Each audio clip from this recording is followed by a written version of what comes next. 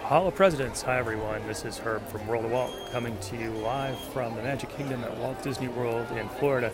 It is another pretty Saturday morning here. The skies are clear, about 79 degrees, going to get up to the mid-80s today.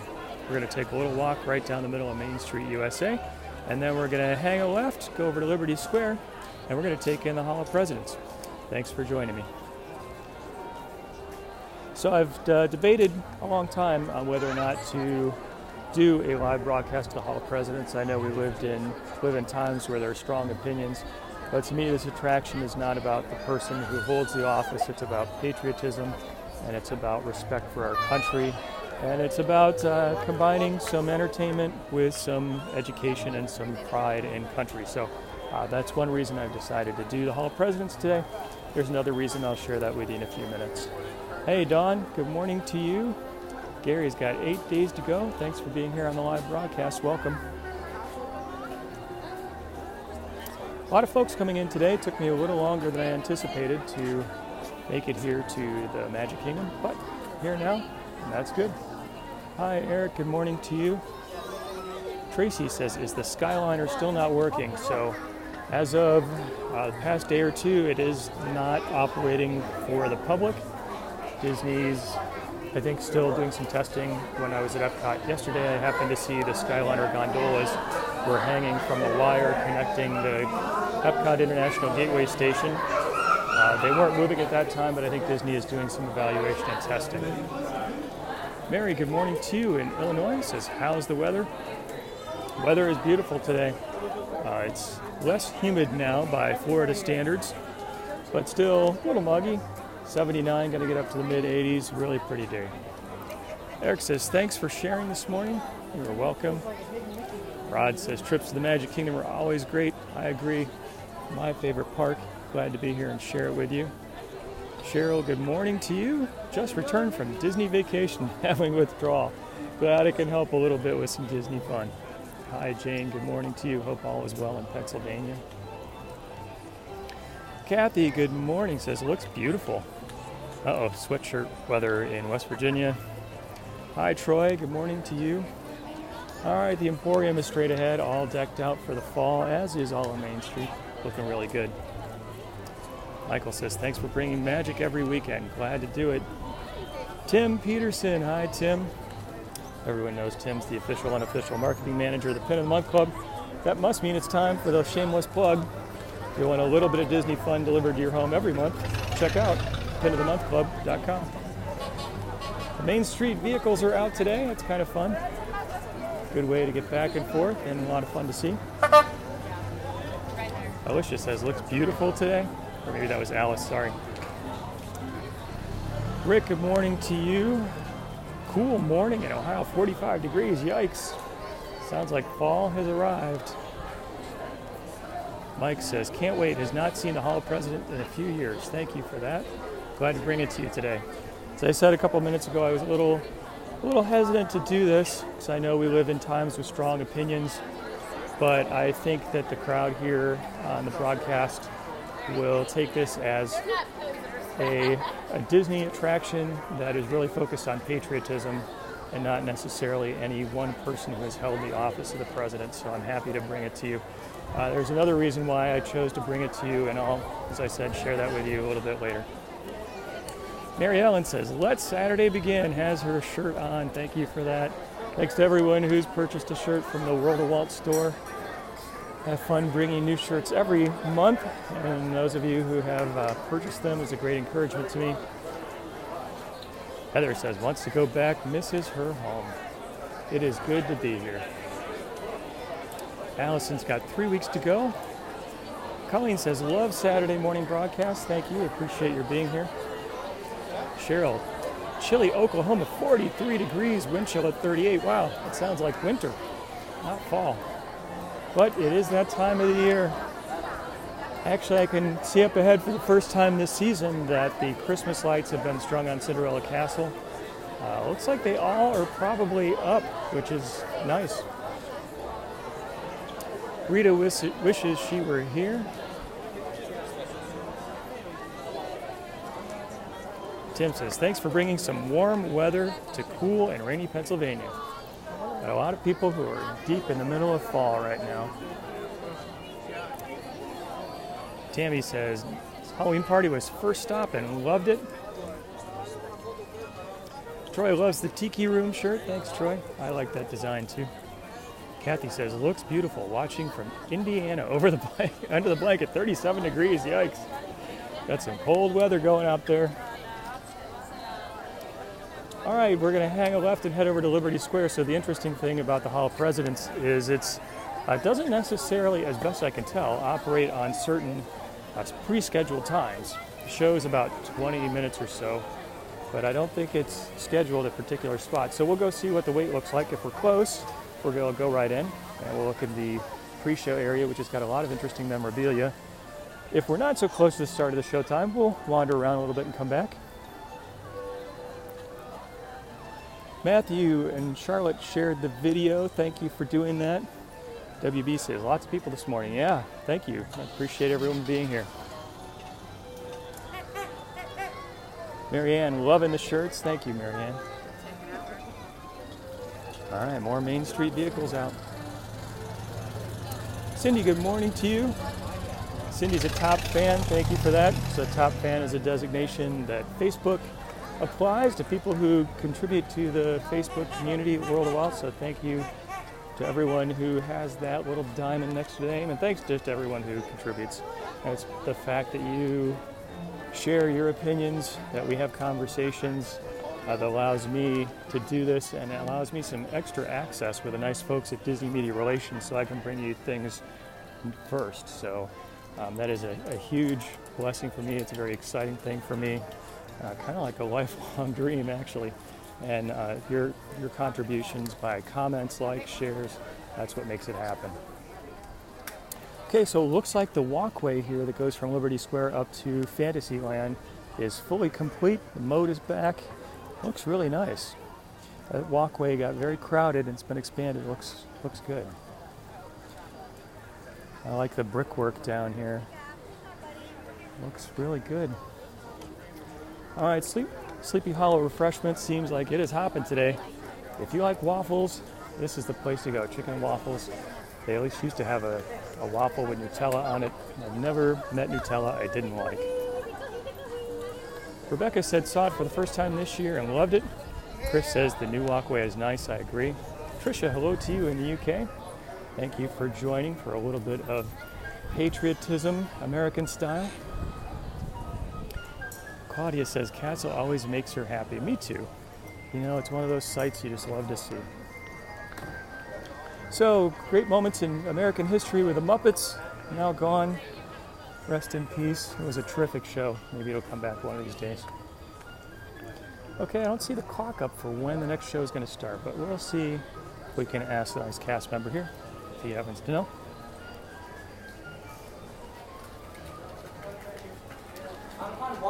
Do you know about how long till the next show? About 5 minutes. Thank you. Are we allowed to video inside? Yeah, just make sure the flash is off. Great, thank you. All right, we're in. 5 minutes to go. Welcome to the Hall of Presidents, everyone. Cheryl says, watch the Saturday broadcast. Thank you for doing that. So I told everyone that there are a couple of reasons that I've thought about and not thought about presenting the Hall of Presidents. The first is just the times we live in. But I got an email this week that I wanted to share with everyone. It's an email from Lou, who's the husband of Terry. Terry is dealing with cancer right now and not doing very well. The Hall of Presidents is her favorite show. So I decided that I wanted to do this broadcast in honor of her. Terry and Lou live in New Jersey. I think I've got that right. And she wanted a chance to be able to see it. So I'm hoping that she's well enough to be able to watch live. If not, she's going to be watching the replay. So for those of you who are praying people, Terry and her family could use your prayers. And I hope that this broadcast will bring a little bit of happiness into a very difficult situation in their family. So thanks for letting me share that with you. Cindy is a fan of the Hall of Presidents. Glad to see so many Hall of Presidents. Trey said, why would you need a flash on a video recorder? Well, that's an interesting question. I don't think you would. But I get it. They don't want people to disturb it if they're taking pictures. So Amy says, loves the exhibits in the Hall of Presidents. Me too. Actually, let's take a look. Got some interesting things here. Carol Ann said, sending prayers to Terry and her family. Thank you for that, Carol Ann. Joanna, good morning to you. Let's see some of the things we've got. This is a violin of Richard M. Nixon, a skilled musician. Never knew that. That's very interesting.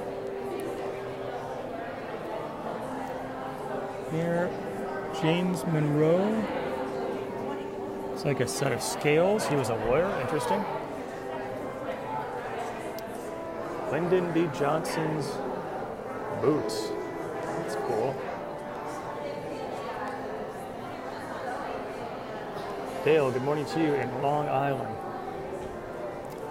Let's see, here is a portable telegraph set from Franklin D. Roosevelt. Before the era of instantaneous communications, the telegraph allowed the president to receive information and conduct government business from the White House.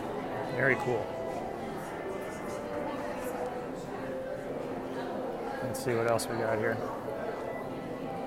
The gloves of James Monroe. It says, after serving as a senator, governor, and diplomat, James Monroe became the last of the founding fathers to be elected president. It's like the name tag of Bill Clinton's dog. That's cool. Jimmy Carter, projectile points. Jimmy Carter would roam the fields and streams of his family's farm in Georgia and find American Indian artifacts. How cool is that? Rutherford B. Hayes. Cameo is a gift to his wife. Good morning, ladies and gentlemen. Welcome to the Hall of Presidents. In just a few moments, the blue curtains will open and you will be able to enter our theater. Guests traveling by wheelchairs, you will be entering on the first door on the right and sit at the top floor. The top floor is only reserved for guests traveling by wheelchairs and their bodies. Please do not use flash photography or video camera lighting at any time. As a courtesy to all the guests around you, please silence your mobile devices. And also please remain seated and quiet throughout the show. Thank you for coming, and we hope you enjoy the Hall of Presidents. All right, looks like the timing was pretty good. We're about ready to start. Actually, I wish I had a little more time to look at some of the artifacts here. They've got some great stuff. Roberta, good morning to you in Indiana. 33 degrees. Nice. Hi, Brenda. What? Said, enjoyed the exhibit. Helen asked, are the artifacts new? I think that Disney has had the artifacts in the past, but I do think they change out sometimes.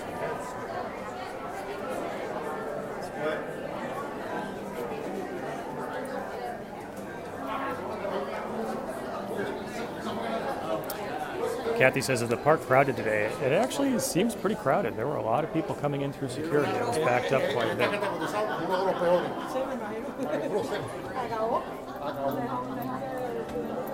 All right, welcome to the theater.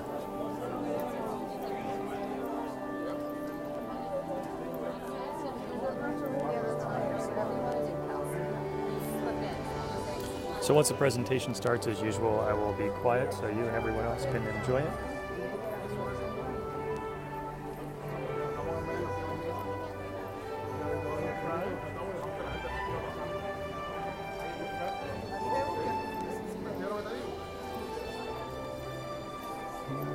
Looks like we can go right about here.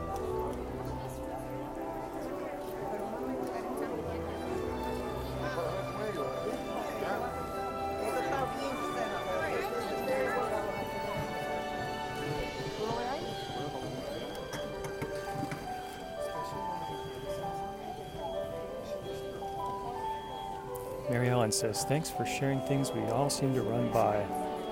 Yeah, I think this is one of those attractions where people maybe have seen it once or just haven't seen it in a long time. It was upgraded with the change in administrations. The movie part is really beautifully done now. Teresa, hello to you in Maryland, says enjoys the Hall of Presidents. Gina says sending prayers to Terry and her family. Thank you for that. Diana shared the video. Thank you for doing that. It's always a great way to get the word out. Really appreciate it. Charlie says Hall of Presidents is a favorite. Rod said Hall of Presidents, good place to take a little rest. It is a beautiful theater. Jacqueline says introducing the kids to it. That's great. This is actually something that Disney does well. It really, I think, has a very patriotic bent just because Walt was that way. I think it has a way of presenting information in a way that's easy to understand and entertain. Here we go.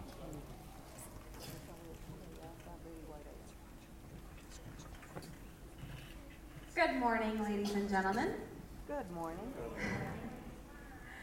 Thank you for joining us for this reverent celebration of America's leaders, past and present. And now, on behalf of the Walt Disney World Resort, we are proud to present the Hall of Presidents.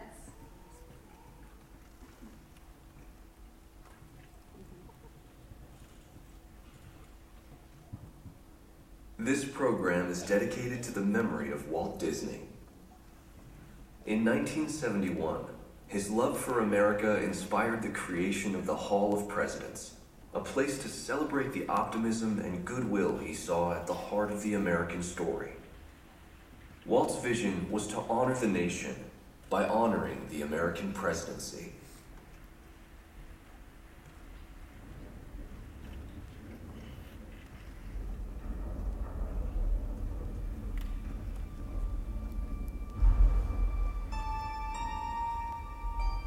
It is 1783, and the smoke is clearing in the wake of the Revolutionary War. Over the course of 8 grinding years, General George Washington has led a force of shopkeepers, farmers, and Native American allies to victory over the greatest military power in the world. A new nation has been born, independent and free. The founders must form a national government. In 1787, through months of passionate debate, they create a written constitution. For the country's highest office, they imagine something new in the history of the world. A leader not born to power like a king or queen. A leader who has not seized power through conquest. A leader not separate from the people, but elected by the people. From among the people. We, the people. This is a new idea, an American idea. The idea of a president.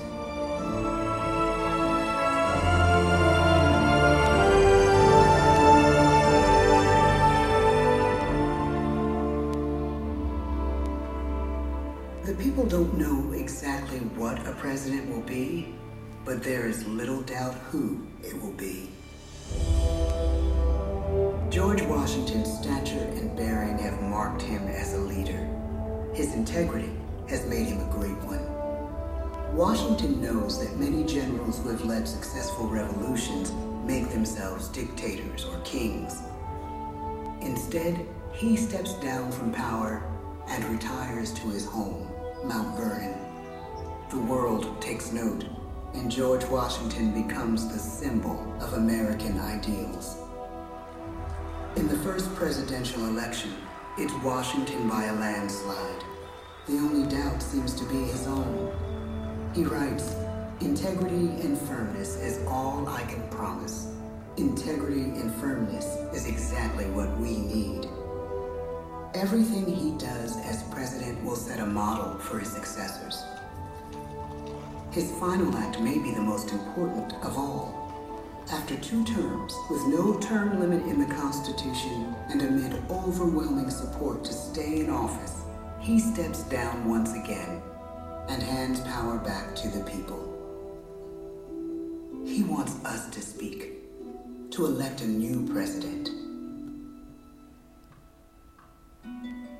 During the early years of the Republic, We choose leaders as different as Thomas Jefferson, John Adams, and Andrew Jackson.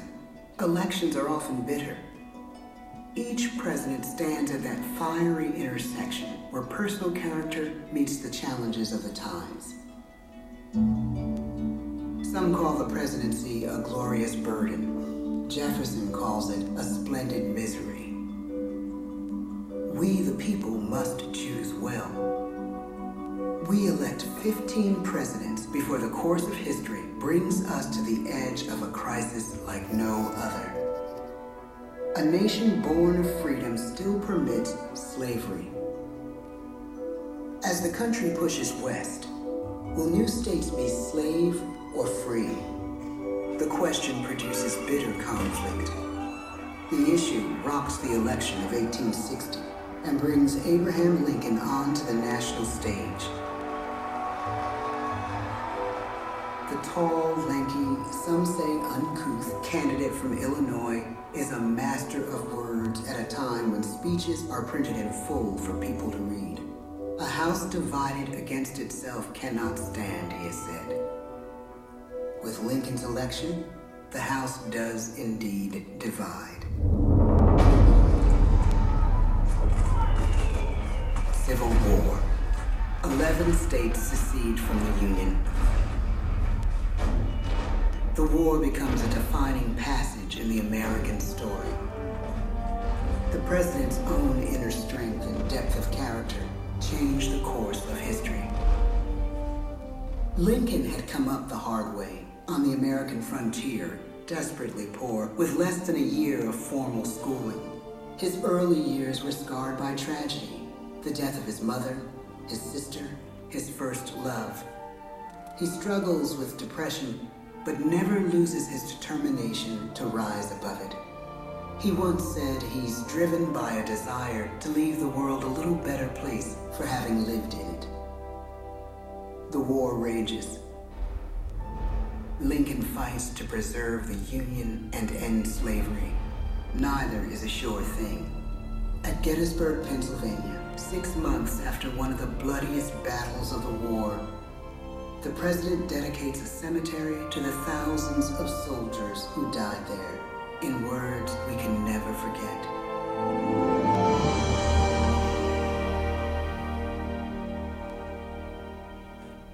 "47 years ago, our fathers brought forth on this continent a new nation, conceived in liberty and dedicated to the proposition that all men are created equal.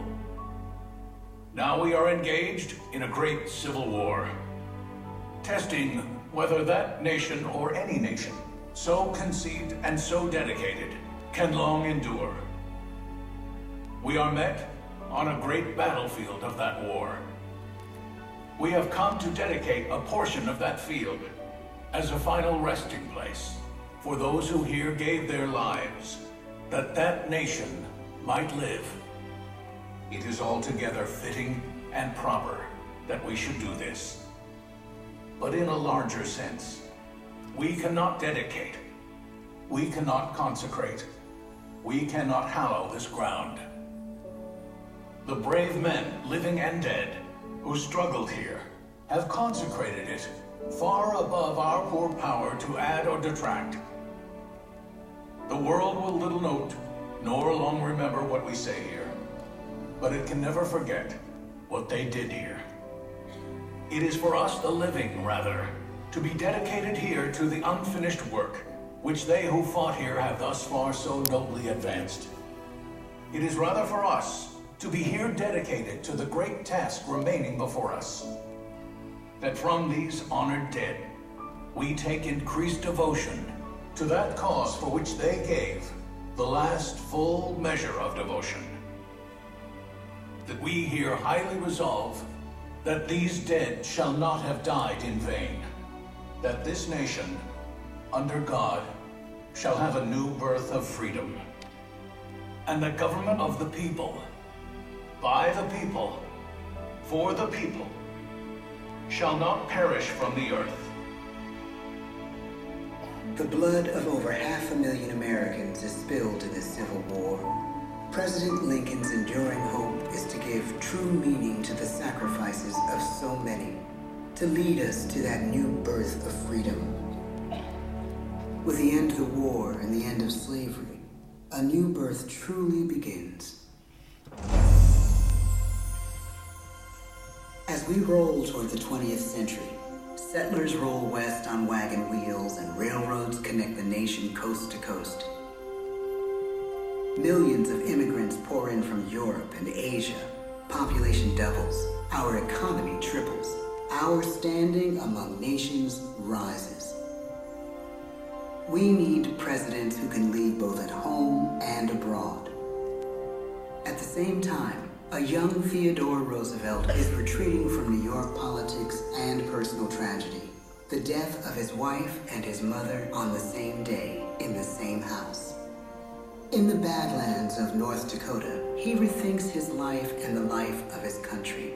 He returns stronger in body and spirit. His renewed energy is just what his country needs.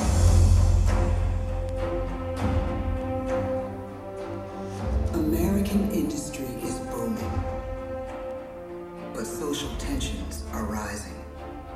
A progressive movement is bubbling up, pushing for change, and change is needed in the working and living conditions in cities. The gap widens between rich and poor. The demand for change grows stronger. Teddy Roosevelt is a knight on a crusade. He speaks with force and vitality in clear terms that make colorful headlines at a time when mass-market newspapers have become the new media. To define his foreign policy, he borrows a phrase from an African proverb: speak softly and carry a big stick. But his greatest accomplishments are made at home. He breaks up giant monopolies, protects workers' rights, and calls for a square deal for all Americans, rich and poor, capitalist and wage earner. And a square deal for every man and every woman in the United States. He calls on America to be as great as the natural grandeur of its lands.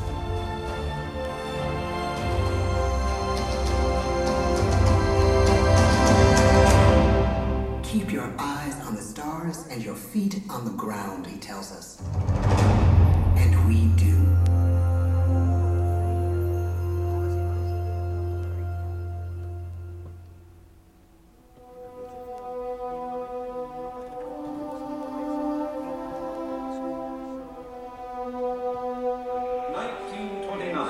The bottom fell out of the market. 12 million unemployed. The bread lines and the super. The results of the 1932 election now appear. When we elect our 32nd president, it is the worst of times. The course of history and the course of one president's life again shape a turning point in our national destiny. Franklin D. Roosevelt, paralyzed by polio, knows how to restore the faith of a people paralyzed by the Great Depression. I believe in practical explanation and in practical policy. He has found the inner strength his countrymen now need. He speaks to us like a friend, a neighbor. His optimism is contagious. His voice perfect for the latest breakthrough medium, radio. He calls us to believe we have nothing to fear but fear itself. And we do believe. Tonight's attacks on England are perhaps the most widespread of the war in the course of the day. But an even greater challenge dominates his final years in office. The Second World War.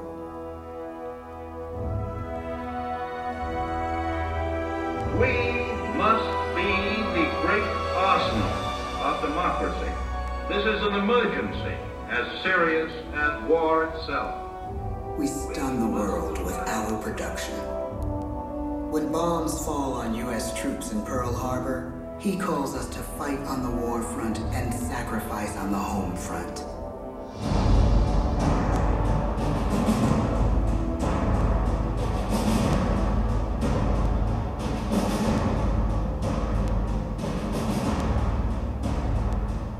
The harder the sacrifice, the more glorious the triumph. So spoke America in the year 1776. So speak Americans today. The world changes. The country changes. And yet, in one sense, what we need most from our presidents has never changed. A guiding vision that calls forth the best that America can be.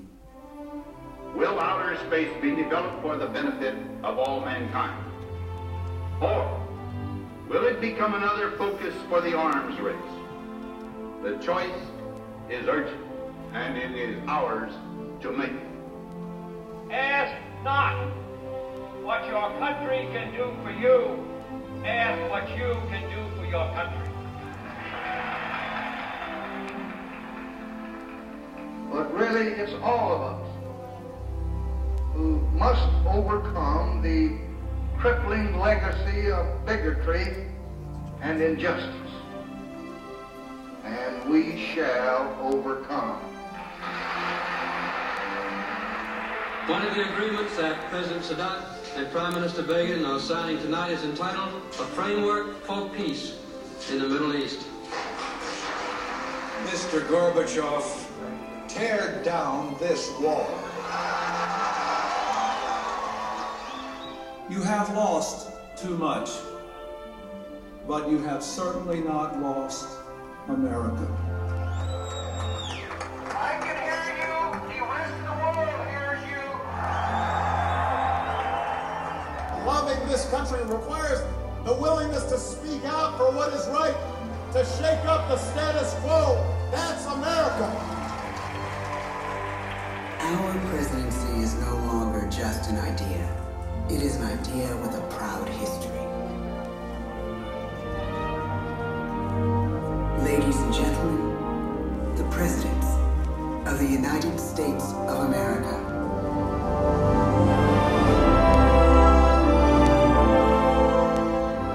George Washington, John Adams, Thomas Jefferson, James Madison, James Monroe, John Quincy Adams, Andrew Jackson, Martin Van Buren, William Henry Harrison, John Tyler, James K. Polk, Zachary Taylor, Millard Fillmore, Franklin Pierce, James Buchanan, Abraham Lincoln, Andrew Johnson, Ulysses S. Grant, Rutherford B. Hayes, James A. Garfield,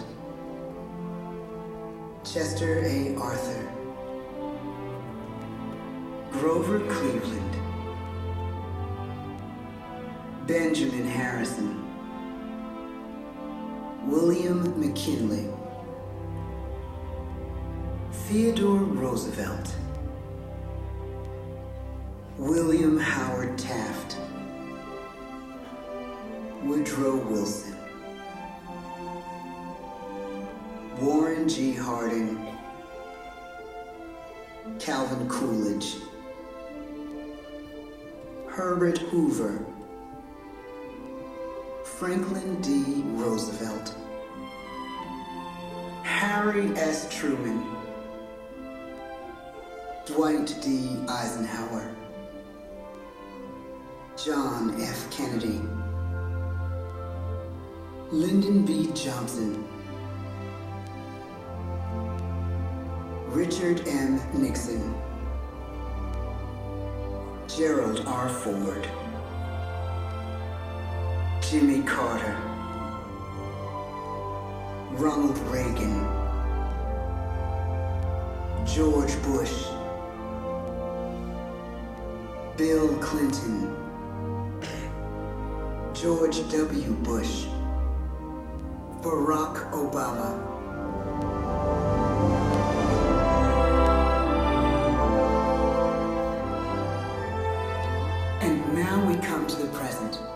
Once again, we place our trust in the idea of a president, as we have from the beginning. My fellow citizens, no event could have filled me with greater anxieties than that notification on the 14th day of April, 1789, that you had selected me to lead our nation. But it was with the confidence of my fellow citizens that I took an oath. 35 simple words that have been repeated by every American president throughout history. I, Donald John Trump, do solemnly swear that I will faithfully execute the office of President of the United States and will, to the best of my ability, preserve, protect, and defend the Constitution of the United States. So help me God. From the beginning, America has been a nation defined by its people. At our founding, it was the American people who rose up to defend our freedoms and win our independence. It is why our founders began our great Constitution with 3 very simple words: we the people. Since that moment, each generation of Americans has taken its place in the defense of our freedom, our flag, and our nation under God. These are the achievements of the American spirit. The spirit of a people who fought and died to bring the blessings of liberty to all our people. Above all, to be American is to be an optimist, to believe that we can always do better, and that the best days of our great nation are still ahead of us. It's a privilege to serve as the President of the United States, to stand here among so many great leaders of our past, and to work on behalf of the American people. The presidency of the United States is a role unique in the world, an office entrusted to each president by us, we the people. Therein lies the genius of that new idea, now over 200 years old. A new idea our presidents have turned into a great American idea again and again.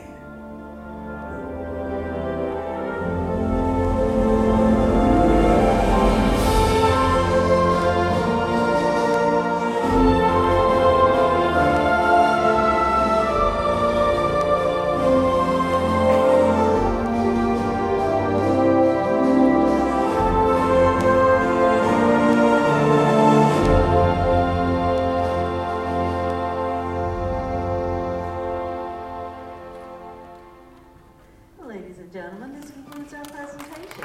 Please stand while we approach the podiums and head towards the door to your right. Once again, please head towards the door to your right. We hope you enjoy your stay here at the Magic Kingdom. All right, everyone, thank you for joining me live from Walt Disney World, Liberty Square, the Hall of Presidents. True tribute to the office and the people who have held it. Thank you for being here.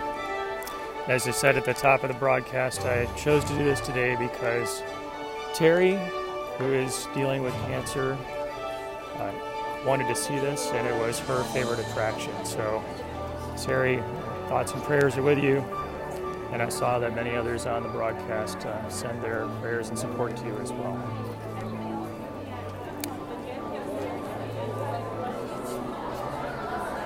Some nice murals on the way out. One of Abraham Lincoln. Beautiful artwork in this area. Lisa says thanks for sharing, made her Saturday. Tom says thank you.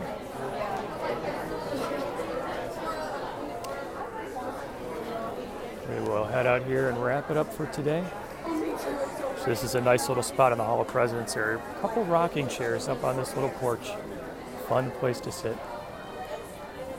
Tim says thank you. You're welcome, Tim. Thank you for being here.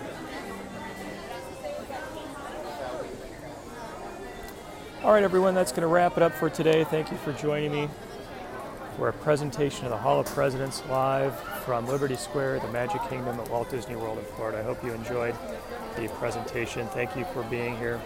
Thanks, as always, for the comments, the likes, the thumbs up, the shares, the visits to the website. It's those things that make this possible, and it's a great blessing to me. I hope you all have a wonderful Saturday, Till next time, God bless.